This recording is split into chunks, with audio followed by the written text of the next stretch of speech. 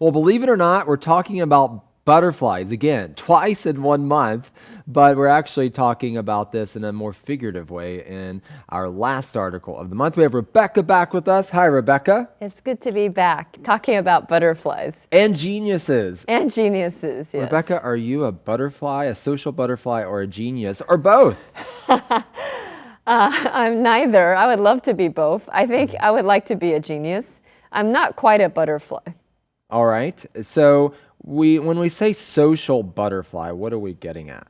Well, someone who's a social butterfly is someone who is very adept at socializing. There's somebody, for example, you go to a party and that person greets everybody and talks to everybody in the room, and he or she is completely not shy.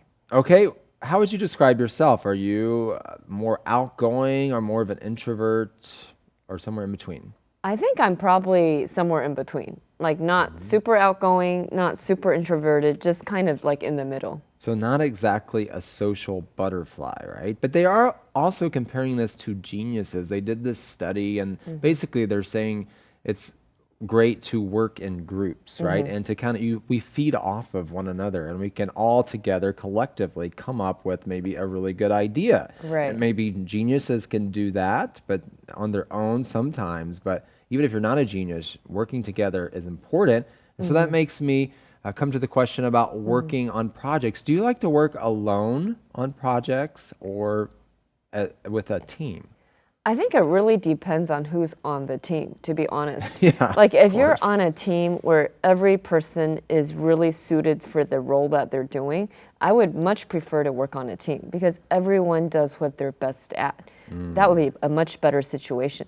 But there are times when we're thrown in groups where maybe those people are not really the most suitable people on the team. So you end up having to do more of the work yourself or Yes. spending too much time trying to convince people to do certain things. In those kind of situations, the honest truth is I would rather do it myself. So I think the question is who's on the team? Yeah, that is important, of course. Well, what about in the workplace, Rebecca? Do you think employers should be putting a greater emphasis on EQ?